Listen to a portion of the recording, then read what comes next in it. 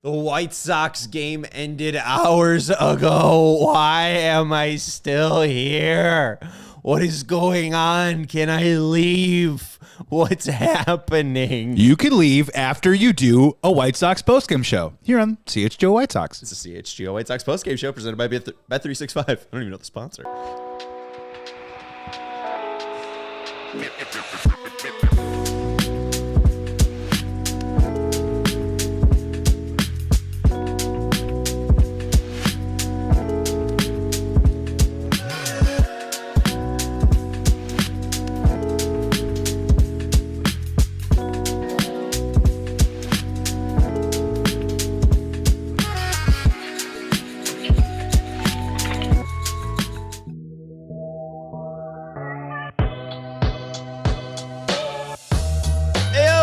CHGO White Sox post-game show presented to you by Bet365. Download the Bet365 app and use code CHGO365 when you sign up. Whatever the moment, it's never ordinary with our friends over at Bet365. Welcome in. The White Sox have lost. And not just today. They lost on Saturday, and they lost on Friday, which means they got swept by the Cleveland Guardians. 13 games against Cleveland this year. 2 wins, 11 losses. It's always good to be reminded where you came from. Last time. Hello, Hawk. Loud Hawk. Last time I talked to you, I was talking about how fun this team is. 9-2 in their last 11.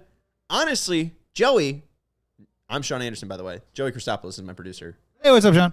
We're coming to you live from Studio B of our CHGO offices after a White Sox loss, after a Bears loss. It's a dark. Cubs win, I guess. It's a little bit of a depressing day around here. It's not fun. We got a lot of great former NFL defensive players in our building right now, like Lance Briggs and Corey Wooten. That I would Jerry Azuma left out in the cold. I would spend any amount of money right now to just have them suit up and play defense for the Bears today. There was the field goal missed by the Lions kicker, and I said, he was set up on the left hash, so he's going to miss it left. He's going to miss it left. And he ended up missing it left. That was the best part of the day and then, when you called it. Corey Wooten came over and gave me a high five. And just like Dusty Baker in the Dodgers, when they created the high five back in the 70s, Corey Wooten lit up my hand. And my hand is still sore from that massive man's 5 fingers. X-rays negative. Ego positive for holy negative? moly. Who's? Brett Favre. When Corey Wooten ended his career. Every time. I mean, it's crazy that, you know who's the most affable person in the CHGO offices? This doesn't have to do anything with the White Sox. We'll talk about the White Sox in a second. We'll also go to the minor leagues. We'll talk about the minor leagues today. Charlotte, Birmingham, Winston-Salem, Kannapolis. I almost forgot them all, but I know all 4 of them. We'll talk about those and their seasons. 2 of them have completely wrapped up. Charlotte will be ending this week, and Birmingham's in the playoffs. Ooh. Rock and roll. But the most affable person here. And I've known people for like 3 years here. Jay Zawoski. I've known him for like 6 years at this point. I once interviewed for a job in front of Jay Zawoski for WBBM. Are you serious? It was so bad. I ended up crying, and I think it was one of the worst things that has ever happened. During the interview or after the interview? Both. Wow. Yeah. Oh, it was terrible. I don't think I prepared enough for that job. And I forget who the program director over Bill Gleason. No, that's the guy from my high school. Paul Gleason? Brendan Gleason, the actor? Maybe it's Brendan Gleason. It was Jay and the guy that ran WBBM. And Rich Gleason? Ron Gleason. There it is. Just had to flip through the Rolodex. I embarrassed myself in front of Jay and Ron Gleason. So a very, very good time. So wait, who's the most affable person in the office? Corey Wooten. I know. Totally. I immediately walk in. I mean, we've obviously chatted with Corey because we've done all Big Ten together. But Corey Wooten comes over, gives me a dap, brings me in for the hug. I'm like, whoa, hey, man. I mean, this is more friendly than some of my cousins greet me. He's all smiles and he's all muscles. It's a great combination to walk through life with. And we went to Northwestern. I mean, all right, this has been the Corey Wooten Power Hour. And it ended Brett Favre's career. I really just don't want to talk about the White Sox. This is what's really happening. Sox lose today, 3-2. It was, okay, but you kind of just knew where it was going to be going as a White Sox fan. Vargas doubled in the fourth to score Lenine. Sox took a 1-0 lead in the fourth. But then immediately in the bottom of the fourth, the Guardians answered. And not only did they answer, but they scored 2 runs on a Bo Naylor double, scoring both Jose Ramirez and Steven Kwan, making it 2-1. Then at the top of the fifth, an immediate answer again from the Chicago White Sox. Chase Majoth hitting a homer to left field, somehow getting it over that massive left field wall in Progressive / Jacobs Field.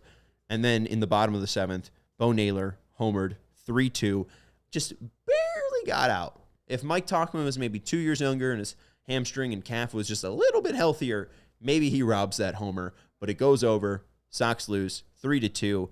And it's, another decent 5 innings from Yoendrys Gomez.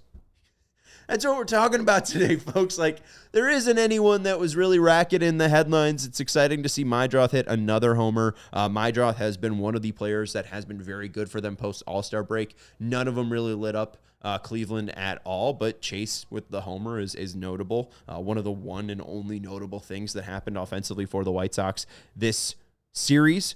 So shout out to Chase for that. But outside of that, a whole bunch of meh. Like, I'd even talk up Wikelman Gonzalez, but Wikelman Gonzalez, he even had 2 walks compared to his strikeout, and it was a little bit hairy for him. But hey, his ERA is 1.47. He's a guy that could be a cutter slider guy. At worst, Wikelman Gonzalez looks like a major league bullpen piece. So, I mean, if Montgomery makes it to the major leagues, I know Crochet looks pretty damn good.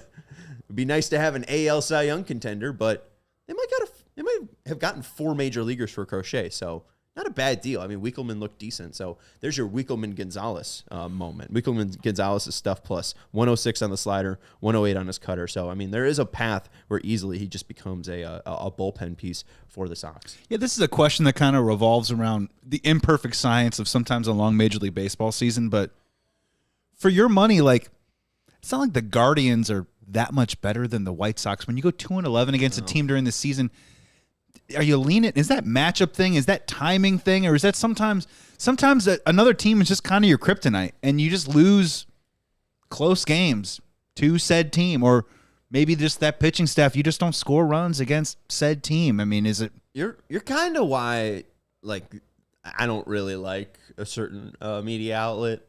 Right, and especially the one that represents the White Sox kind of harassed John Cusack for kind of both siding things. Okay. But this is kind of showing, hey, I'm Joey Christopoulos that also hosts the Cubs show. The White Sox have been terrorized by the Guardians. 2020, 2-8 against Cleveland. No, this year. Yeah, this has been a life. This has been like this has been your life. Past. Cleveland, and then in 2021 they go 10-9. That's when they win the division, right? Keep that in mind. 10-9. In 2022, 7-12. Then 2023, the White Sox against Cleveland, they go 8-5. Which, hey, there's a little bounce. Then last year they go 5-8, and now it's 2-11. Like, Cleveland has fairly much owned us.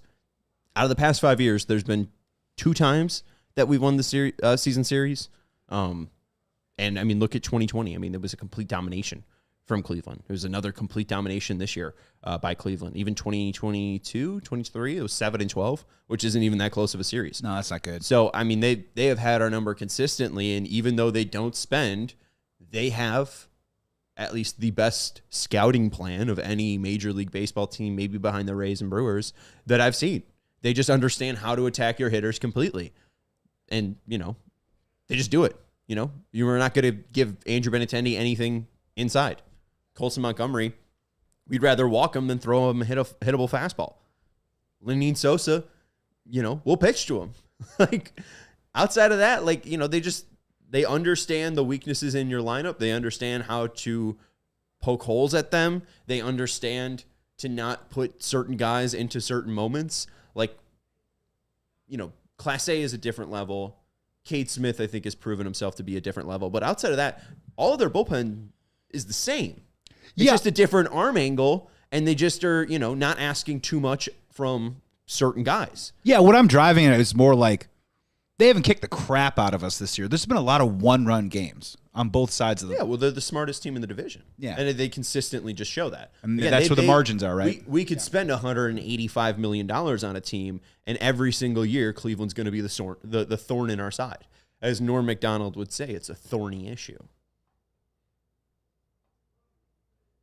It's not fun. It's thorny.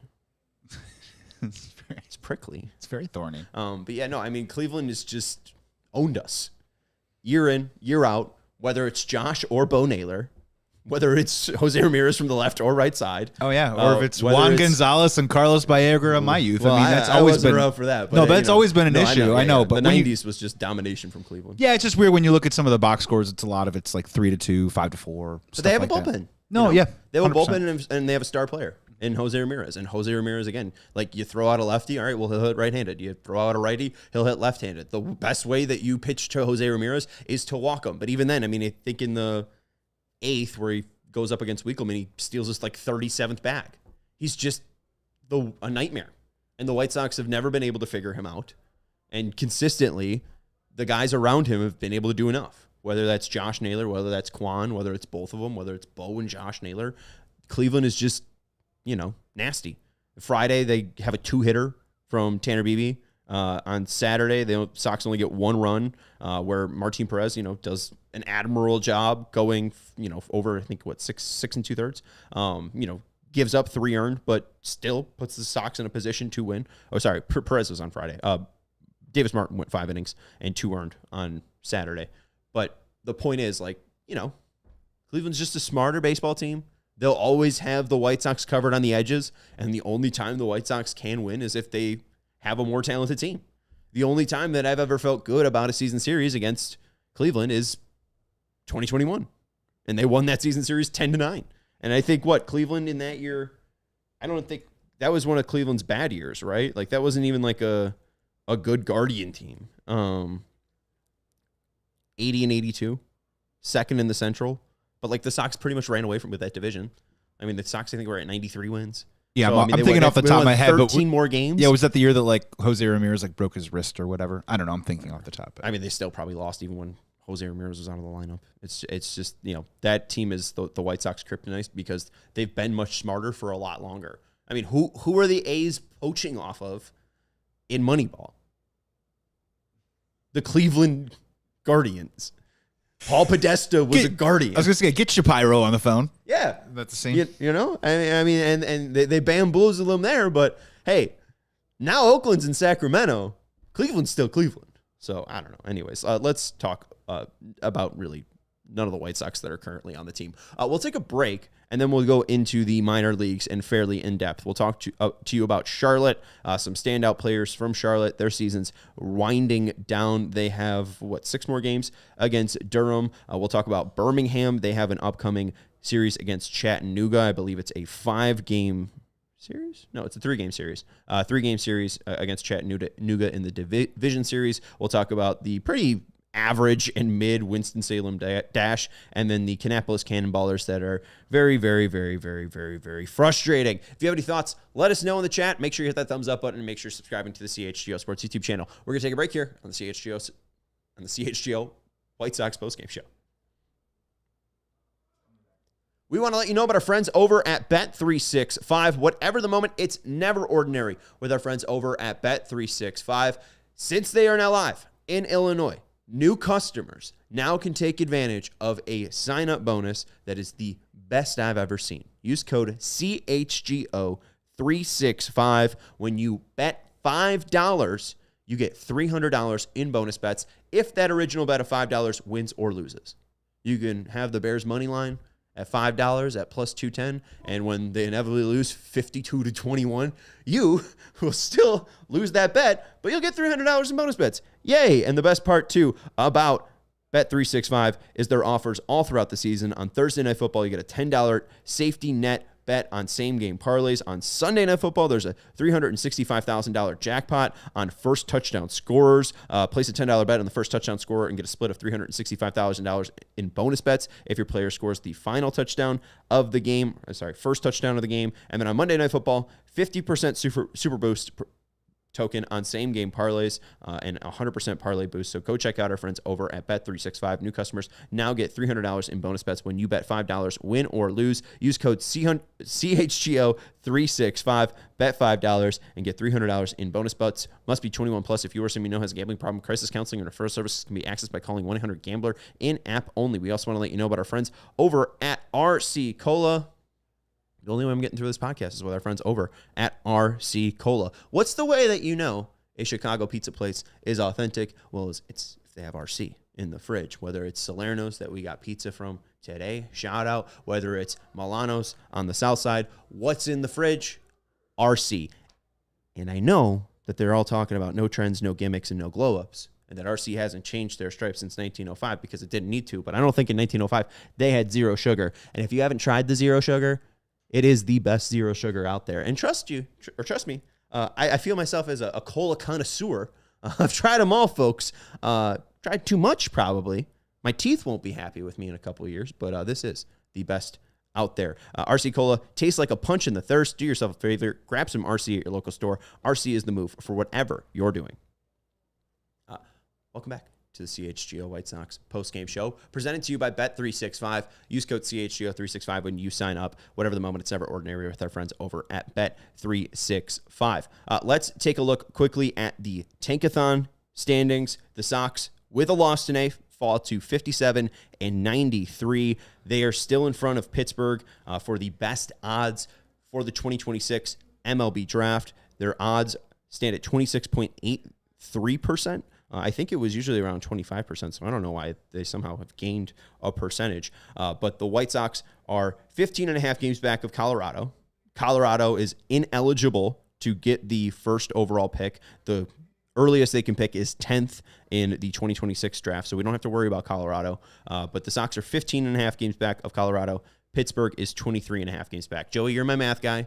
Is that 8 games? Is that an 8-game lead? Wait, 23 and a half minus 15 and a half is 8. It is 8. It's an 8-game lead. Wonderful. This is awesome. You're in good shape. So, yeah, Sox have a really just good cushion right here. With 12 games left, obviously, you want to go 6-6 to avoid 100 losses, but at the end of the day, are you really mad if they go 5-7? I think it's still a win. At the end of the day, I wanted to see improvement on the field, and I wanted to see the White Sox get the best odds, because it's really not in Chris Getz or any of the White Sox hands to get the first overall pick, but at least have the best odds for the 2026 draft. And it seems like it's going to shape up that way. They have 3 more games against Baltimore. They have 3 more games against San Diego. Those are the final 6 home games. And then they'll play 6 more on the road against the Yankees and then against the Nationals. It's shaping up on Monday to be Sean Burke versus Kyle Bradish. And then it looks like Shane Smith versus, it looks Kip Wells. Is Kip Wells back, Joey? Tyler Wells. Wait. Excuse me? Kip Wells is back? The future of the White Sox franchise in my youth? A former Pittsburgh Pirate. I just saw Wells. I wasn't sure if it was Kip Wells, but it's Tyler Wells. So, oh, my God. Shane Smith versus Tyler Wells. Where's Doug Drabeck? And then on Wednesday the 17th, Martin Perez will face Cade Povich. On Friday the 19th, the White Sox will take on the Padres. It looks like Davis Martin versus Dylan Cease. Welcome back, Dylan Cease. Revenge game on Saturday the 20th. Yendrys Gomez against Yu Darvish, and then on the 21st, Sean Burke versus Michael King. That seems like a terrible, terrible run. I understand Yu Darvish is old. He's like 39. He might even be 40. Yeah, 39 now, a 5.65 ERA. But you know who's going to be able to be crafty enough to get the White Sox out? Probably 39-year-old Yu Darvish. They didn't do well against Charlie Morton and his 41-year-old curveball, and you look at Yu Darvish, his last 2 games against Cincinnati and Baltimore, 6 Ks, 2 walks, 7 Ks, no walks. That seems like a guy that's going to work the White Sox. Yeah, he's got 15 pitches in his arsenal. He'll be on display in that pitching matchup. So I know we were trying to avoid 100 losses, but this is the tough stretch, right? To get us there, this is kind of the week where we have to maybe keep our head. Don't get swept. Well, in a funny way, I think they won't get swept.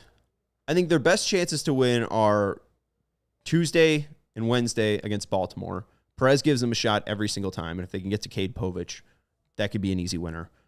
You look at Tuesday, Shane Smith has been their best pitcher, and Tyler Wells, again, is in a Kyle Bradish level.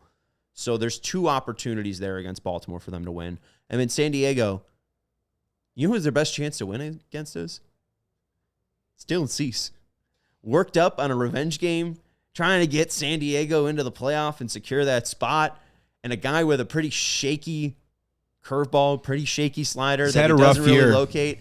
And Rough year. he's just going to have to throw fastballs in the zone. The White Sox have been hitting fastballs. If anyone is going to, probably possibly let the White Sox get a win in that San Diego game, San Diego series, I think it's Dylan Cease. So I think the Sox win 2 of 6. So they go 2-4 in the 6 home games. I don't think they do well against New York. I think they likely do lose 2 there, and that's 6 losses. So can then they possibly sweep against the Nationals? Like, that's really your hope, is a sweep against the Nationals, losing 6 games between Baltimore, San Diego, and New York, going 3-6 against those teams, and then that's how you avoid 100. But if they go 59-101, Joe, 58-101. Again, this is why we need a math guy on the show. So you just work back from 100 62 and 100. So you just work back from there. 61 so it's like 60 and 0. Amazing. Yeah. I have a college degree, folks. I will show it to you. But that's still a 20-win improvement. And while it's not that absolutely magic number of 99 and 100, no, you look at the Pythagorean win-loss record where you take the run differential and the runs scored. The White Sox are supposed to, by the actual runs scored and runs allowed, be outpacing their record. And you look at their record in one-loss games, you pointed out a lot of them to the Guardians themselves. I think the White Sox are like beyond 7-24 in those games. There seems to be a very clear way where they can have an upturn and possibly be around 90 or 89 losses next year. Yeah, we were getting really like cosmetic and silly about it just because we're trying to have fun with this recent stretch. And if the team had been playing well before this weekend, I thought, why don't we go for it? And why don't we try and get not 100 losses, try and get to somewhere underneath that mark because of just the infamy in not a fun way of last year. It would be a great story that now they were in the double digits instead of the triple digit losses. But if it's 100 or 101, that's at least a 10-11 game expectation improvement from what I had in our preseason picks. I think I had them at like 112 losses. Mm-hmm. And that doesn't take away from some of the things that these players have been able to accomplish this year. So I think I had them at 110. I think I did 112. There's no way they lose 110. No. They've exceeded every expectation, and I know it's not been a fun year because they're still going to lose 100 games, but I'm excited for Colson. I'm excited for Chase. I'm excited for Teal. I'm excited for Caro. I ran out of breath, and I'm still excited for more people. We'll talk about some of the prospects that are coming up as we dive into the minor leagues. But first, let's sim the lottery. The White Sox fall to 5. No, Pittsburgh gets the number 1 pick. Texas jumps 16 spots and has the 2nd pick. Oh. St. Louis jumps 5 spots for the 3rd pick. Minnesota falls a spot to the 4th pick, and the White Sox fall 4 spots to the 5th pick. Not the worst case scenario, but a pretty terrible scenario. And the Detroit Lions have just scored again. Great. Another roll of dice. The White Sox fall to 6. Atlanta jumps 3. Pittsburgh goes to 2. Baltimore jumps up 2. The Minnesota Twins fall 1. Tampa jumps up 4, and the White Sox fall as far as they possibly can, as far as they're legally allowed to. 5 spots to the 6th spot. Joey, is 3rd time the charm? Or is this going to be Detroit scores again? It's got Detroit scores I mean, how again? many touchdowns did Jared Goff score today? I think he threw for 5. 8. Hey, we got it. Let's go. Back in the game. One more roll. Sox get the number 1 pick. St. Louis jumps up 6 spots. Atlanta jumps up 1. Pittsburgh falls 2. Miami jumps 1. Baltimore falls down 1. And then what we all love to see, the White Sox winning and the Twins failing and them falling 4 spots to the 7th pick. But knowing them, they'd probably just take some like crazy stud kid that can just hit balls like 120 miles per 120 miles per hour. Anyways.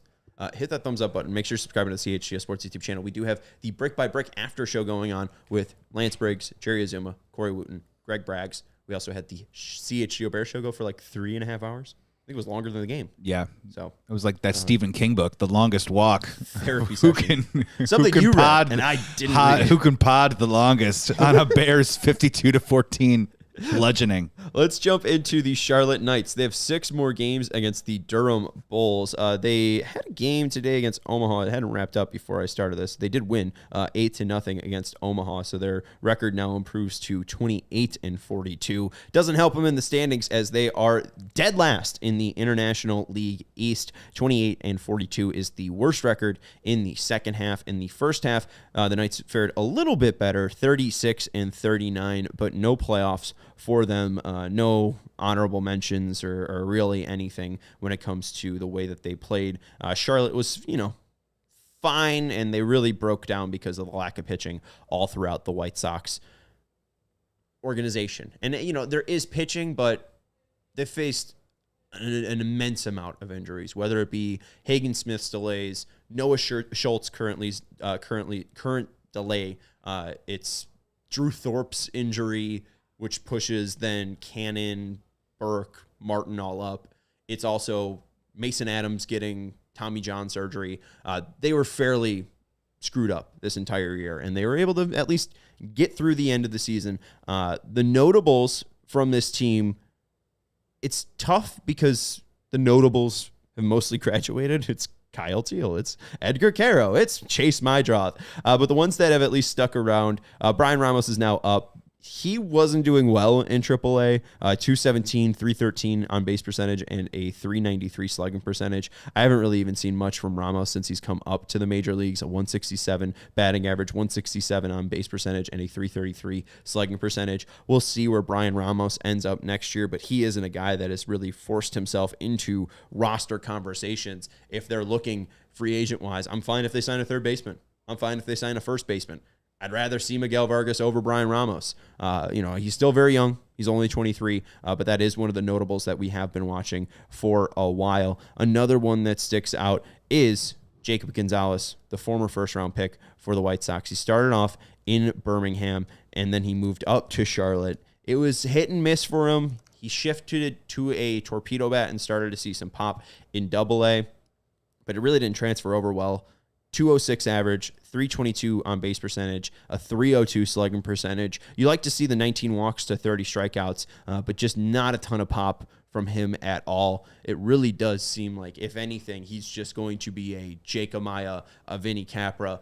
The one thing that the Brewers and Rays have done well is somehow turn Jake Gonzalez's and these middle infielders like Isaac Collins, and like Bryce Terang. There's a ton of just like Bryce, who's the Diaz kid that they got from the Orioles? Joey Ortiz, right? I mean, give him a 5'10" infielder, and that's just the Brewers' bread and butter. So, you wonder if the White Sox would be able to elevate them. Caleb Durbin is another one that comes to mind. Caleb Durbin is another one who's, he's like top 5 in Rookie of the Year right now. Then you look also as everyone's fan favorite, Tim Elko, 26 home runs through 89 games. That does not include today. I don't know if he homered in his 90th game. I know that a lot of people want to see Tim Elko. You look at the numbers, it does seem deserving. 294 average, 360 on base percentage, and a 573 slugging percentage. But from what we've heard from our guy in the building, in Jared Willis, he's not even in their top 30 when it comes to internal prospect rankings. It just seems like Tim Elko is probably going to be the guy that's 40 years old, still hitting 30 bombs. I was about to say he's got there's some Bull Durham 4A vibes to it, and you much hope bigger than Kevin Costner. You hope a player breaks through, right? And I think the hope, if you're a White Sox fan, is that he continues to perform well in the minor leagues so they can trade him for something. Yeah, I mean, no. I don't know if it's anything. I'm not saying anything, but I'm saying if he can be the last part of a deal or something like that, or do some sort of whatever, like that's his ceiling in the organization, or he should just move on and try and hit somewhere else and try and make his big league dreams come true. He's not moving the needle, and maybe that will be the case. He gets a shot somewhere else. Maybe Miami gives him a shot. They gave Matt Mervis an opportunity like that, but I don't think it's more than a 10-run game unless he comes out and just starts hitting the hell out of the ball. We will wrap this up as Charlotte isn't that interesting. The pitchers of note. We'll start with Sean Burke. He did get sent down. He has been called up since 12 2/3 innings, He had 15 strikeouts, so more strikeouts than innings pitched, and only 5 walks, which isn't terrible to see, but 18 hits allowed and a 7.82 ERA. Womp, womp, womp, womp. Then also Wikelman Gonzalez, the guy I brought up earlier, 33 innings pitched, only 30 strikeouts, 27 walks. It is in a mix of, I think, some bulk innings, 22 games pitched, so 33 innings thrown. I think that he could just be a pretty good one-inning guy. It doesn't seem like he is a bulk, or even, when he was originally traded for, we touted that he was like their 2022 Red Sox starting pitching minor league player of the year. Doesn't seem like he'll be a starting pitcher, but it does seem like he is a viable relief pitcher. A guy that's absolutely a relief pitcher and just stinks. Jairo Iriarte. Of the Dylan Cease trade, 43 innings pitched, 46 strikeouts, which I find surprising, 36 walks. 48 hits allowed, which is more than the strikeouts he had, and it's 7.12 ERA. We saw last year he moved to a bullpen role in September once he got the call up, and he really just couldn't find the zone. And a lot of his stuff misses very, very low, where guys can very easily just write it off. I don't think that he's going to be anything, and now Thorpe's coming off of Tommy John. I don't know if he's going to be anything. Samuel Zavala is your only hope, and we'll talk about Zavala a little bit later. He had a pretty decent end to his Winston-Salem run, so we'll talk about Zavala. But if you are looking at that Cease return, not much to look at, if we're being completely honest. We have to take a break, right, Joe? So the final thing that I'll talk about here with Charlotte is the obvious, and that is the injury to Noah Schultz. He wasn't great when he got called up to AAA, 16 and a third innings pitched, 18 strikeouts, 9 walks, 23 hits, 3 home runs, a 9.37 ERA. Just real disappointing throughout the organization, or throughout AAA this year for the White Sox. And, Noah could have been a possible bright spot, but we also see how frustrating our guy Colson Montgomery did in AAA. So maybe AAA is just a nightmare. Maybe we just need to, no longer have AAA and Charlotte be the affiliate of the White Sox. Maybe that's the true conversation that we have to have after the break. We're going to take a break here on the CHGO White Sox postgame show. If you have any thoughts, let us know in the chat. We're going to take a break, and we'll be right back. We want to let you know about our friends over at Ray CDJR. If you are in the market for a new vehicle, well, you're in luck. New vehicles are in store at Ray Chrysler, Dodge, Jeep, and Ram.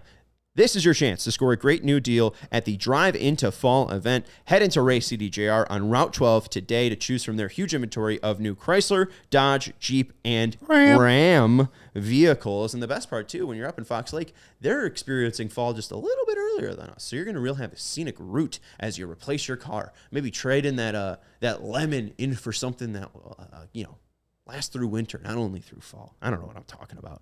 Head over to Ray CDJR on Route 12 to choose from their huge inventory of new Chrysler, Dodge, Jeep, and Ram vehicles. Right now, get up to $15,000 off MSRP or get 0% financing for 72 months on new 2025 models. Plus, shop over 125 vehicles priced under $20,000. With a friendly team of brand experts, the team at Ray CDJR is here to help you during each step of your car shopping journey. Plus, they prioritize affordability. You won't overpay for the vehicle you need. And you can ensure that with Ray's Price Promise. The price you hear is the price you get. You can shop confidently with no add-ons and no hidden fees. The people over at Ray, the Ray family, will take care of you. For more information, visit Ray CDJR today on Route 12 in Fox Lake or online at raycdjr.com. They've been serving the community since 1963. We also want to let you know about our friends over at Eye on the Ball. That was started by 2 CHGO diehards. All right, you can do something great, folks. I think they were probably, they're adult men that were well on to their careers before CHGO started. And they've started this fantastic thing for both coaches and athletes. So we'll, talk to the coaches out there. Coaches, if you're looking for more athletes to train, Eye on the Ball is where you need to be. It's simple. You just create a profile over at eyeontheball.net, upload your background check, and boom, you're in. Boom. There's a new promo for coaches. You get free 6 months.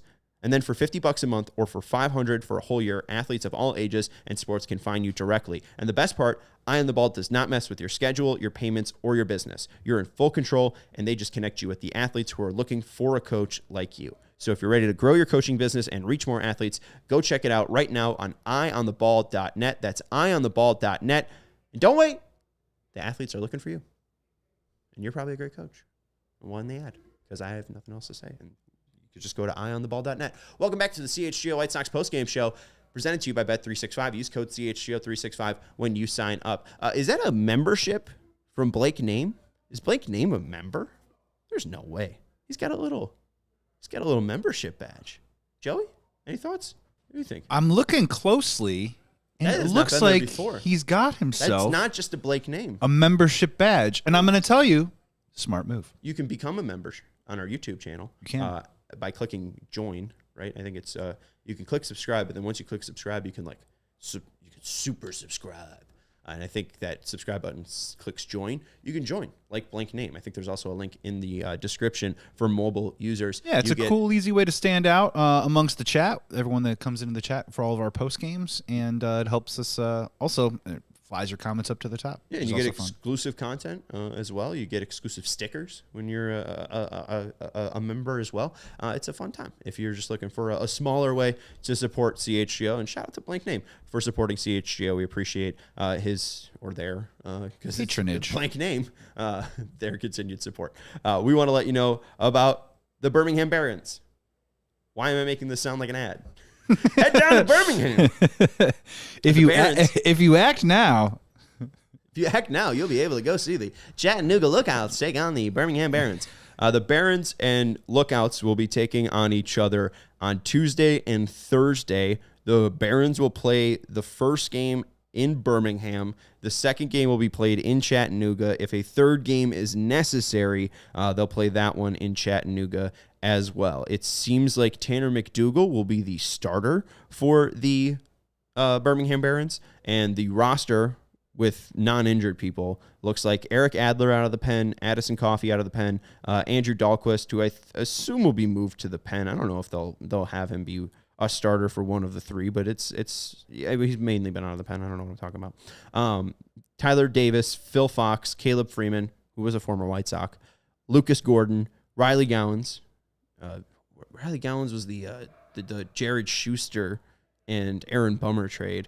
ILL legend. Carson Jacobs, Jared Kelly, former second rounder of 2020, Connor McCullough, Tanner McDougal, who will likely start game one. He last pitched, I believe, on the 10th. So Monday would be the 5 days, and then the 16th would be 6 days of rest. So it looks like McDougal will be the first starter for the Barons come game one. Mark McLaughlin, Jake Polish, Max Roberts, who's on the 7-day injured list, Tyler Schweitzer, and then, of course, Hagen Smith. He might be able to pitch game two, so we'll see if they put him in that spot. It'll be a big opportunity for Hagen. The catchers are Jorge Corona and Calvin Harris. Not that Calvin Harris, but the Calvin Harris the White Sox drafted.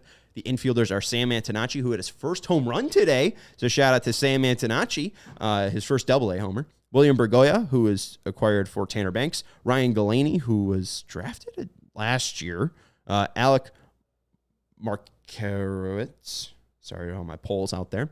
Jason Matthews, Riku Nishida, Jordan Sprinkle. You also have Caden Connor, DJ Gladney, Matt Hogan, and then Wilfred Veras, as Braden Montgomery is on the injured list with his fractured foot, I believe, and he will miss the fall league as well. So disappointing that our guy Braden Montgomery will not be able to contribute to the Birmingham Barons. But it is exciting to at least see Tanner McDougal be a part of this Barons push.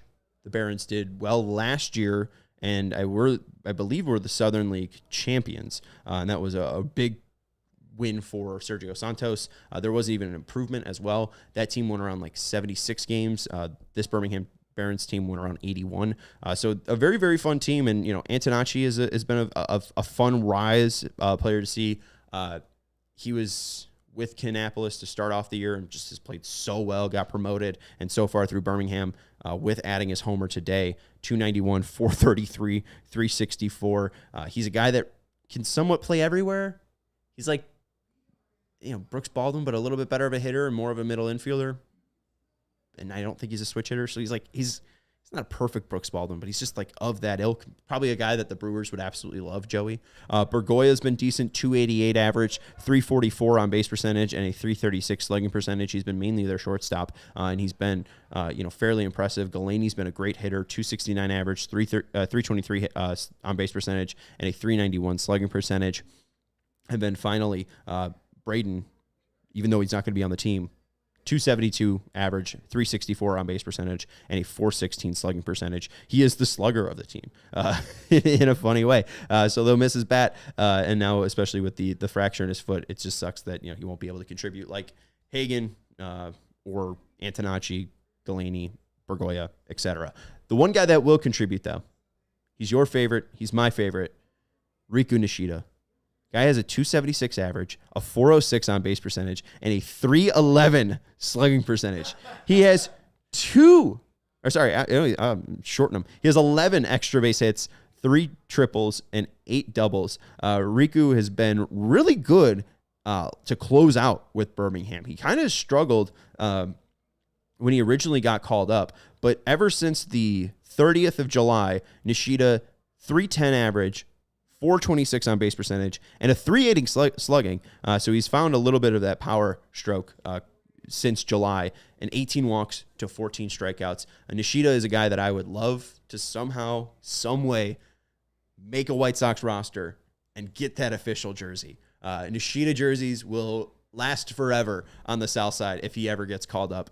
So shout out to Nishida, and we're excited for the Barons. We'll keep you updated, as I think we're doing shows on Tuesday and Wednesday this week. We'll have a post game for that Wednesday game against Baltimore, I think on Tuesday as well. So we'll update you after the 16th and 17th on what the Barons do. Let's move to Winston-Salem. Winston-Salem, not as a fun year that the Birmingham Barons did, but a pretty consistent year, as in the first half, they went, not a consistent year, a gradual increasing year.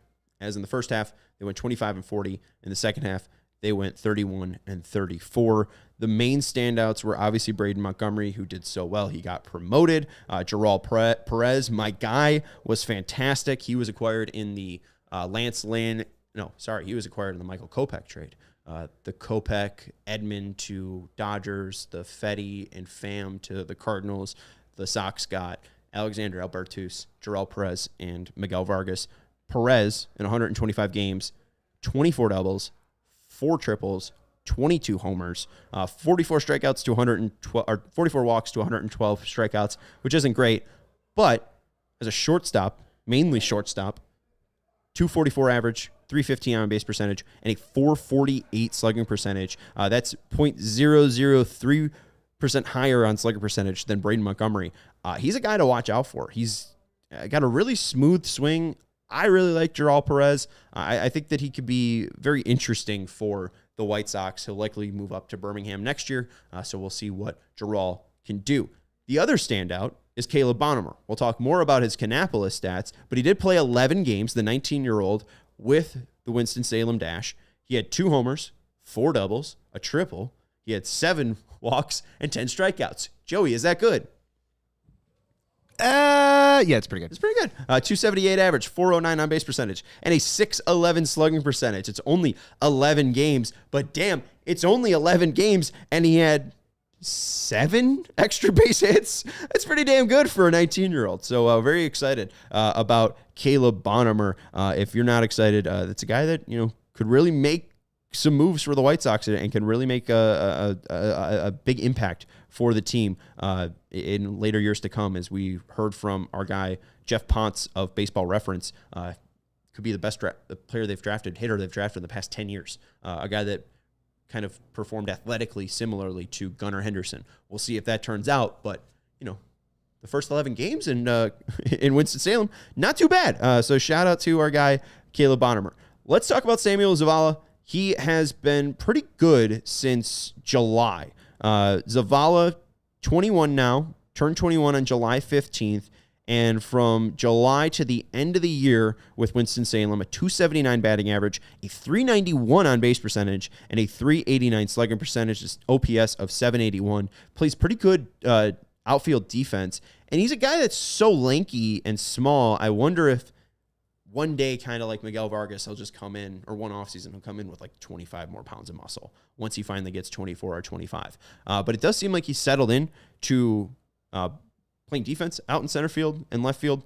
Was very good for the Winston-Salem Dash from July to the end of the year. Again, 279 average, 391 on base percentage, and a 389 slugging. And you look at the walks to strikeout, 34 walks, 37 strikeouts, 14 stolen bases, 4 caught stealing.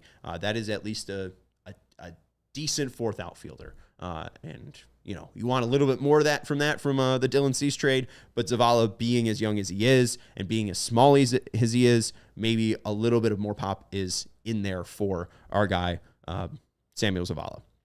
Finally, for the pitching, not much sticks out. I was hoping that Aldrin Batista would kind of light it up for Winston-Salem, and he was iffy. He was really good in Winston-Salem and Kannapolis last year. 5 starts, a 104 ERA for Aldrin Bautista. Only 2 starts this year, 14 innings pitched for Bautista, coming off an injury, but a 5.79 ERA. Not great. He thought possibly could have been a guy that rose up from the 20s into the top 20s maybe, from 21 to 30 as a prospect. Maybe could have possibly jumped past that 20 mark, but it does seem like he's going to be a guy that kind of has to prove it again. And outside of that, Seth Keener was a guy that they spent a pretty decent amount of a draft pick on, and was pretty bad. 16 outings, an 11.18 ERA. Could barely even make sense of that ERA. But the true standout outside of Tanner McDougal, who we've already talked about, is Christian Opper. The 20-year-old, 65 1/3 innings pitched, a 3.31 ERA, 82 strikeouts in 65 1/3 innings pitched, 35 walks. He's only 20 years old, 21 now, turned 21 July 23rd. He was a 5th-round pick from the Sox out of Gulf Coast State College. This lefty is something to watch out for. Some people currently have McDougal over Opper. I would put Opper over McDougal, mainly for the fact that he's doing this at 21. And, McDougal, it took a while for him to kind of catch on. Very big, tall guy out of Las Vegas that they drafted in 2020 that was very able to, had great spin on his ball, but just hadn't been able to find health. McDougal finally found health, but he's doing it against, fairly weaker competition, younger competition. I wonder if McDougal hits a wall once he hits, Charlotte and possibly the majors. Opper's doing this at 20 and 21. And when you're a lefty throwing 99, you're built different. The average velocity, I think, for a lefty is around 92. He's 7 miles per hour above that. This is absolutely a guy to watch out for. The changeup's pretty nasty. The slider's all right. Seems like he has 3 pitches from the left side. This is a guy to absolutely watch out for. I wouldn't put him above Hagen Smith. I think that's a little bit of a jump. But if Hagen Smith doesn't have a good April, and Christian Opper does, this easily could be a top 5 prospect for the White Sox next year. I think that says more about the White Sox prospect ranking in general and how kind of thin it is. But Opper, not to take away from him, Opper is legit. Opper is somebody that was really impressive in Winston-Salem. Finally, let's talk about Kannapolis. Kannapolis in the first half, not bad, not great. Kannapolis 32 and 34. In the second half, they said, you know what? Let's shoot for that. Let's not be any better. Let's not be any worse. They go 32 and 34. So, simpatico there in the first half and second half for the Kannapolis Cannonballers. Obviously, Caleb Bonnemer sticks out as he got the promotion to Winston-Salem. Bonnemer in 96 games, 281 average, 400 on base percentage, and a 458 slugging percentage. Just absolutely murdered it. Very excited to see the rest of his career. Another guy that I was interested in, didn't do much.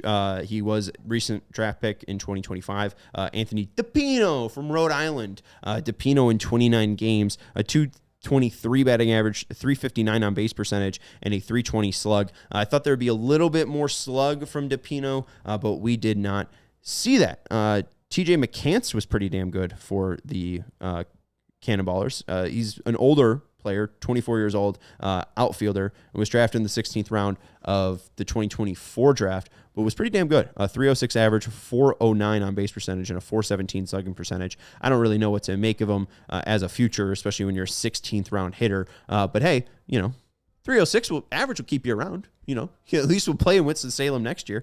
And then the other guy that I found interesting that didn't do much once he got called up to Winston-Salem is Lyle Miller Green. My computer died. Whatever. He went to, I think, Austin P. And he's his story's crazy. He's like a 6'6" lefty. He was originally born in Russia and was like a two-way player at Austin Peay. Could have been Western Kentucky. And he did pretty decent at Winston-Salem, but he was like, again, 24 like McCants was. So not a guy that you should really like get excited about because he didn't do much once he got called up to Winston-Salem. But, you know, that's kind of the White Sox. Is there's interesting players, but nobody that they've actually been able to like kind of turn into a guy. Bonnemer, a clear example. Opper, a clear example. But outside of that, a decent amount of regression. I mean, what you really wanted to see was Noah Schultz and Hagen Smith go out there and throw near 100 innings pitched and have, you know, sub 350 ERAs with, you know, a K per 9 over 10. And you really just did not see that from either of them. They both ran into injuries. If I had to grade the minor league season as a whole, it's like a C. Because, like, Birmingham did decent. Winston-Salem wasn't terrible. Charlotte was better. Not good, but better. You know, they're fine. Which, mostly, the White Sox organization just didn't really care about the minors at all. So, at least we now have somebody caring. So, woohoo. We're going to take a break here, and we're going to just actually end the show. We're going to take a permanent break, actually. We're going to be back in a bit. Impermanent. We'll be back. I mean, everything in life is impermanent. Permanent for the day. You know, we'll be back in a bit. Probably a Tuesday, I think. I didn't check the schedule. Tuesday for sure. Tuesday for sure. And then we're gonna I think it said talk with the good people at CHGO on whether we're gonna be Wednesday or Thursday this week. I think it said Wednesday. Tuesday 6:40, Wednesday 1:10, and it says I'm off on Thursday and Friday. So we'll see you on Tuesday and Wednesday. This has been the CHGO White Sox postgame show presented to you by Bet365. Goodbye. We all silly like the mayor.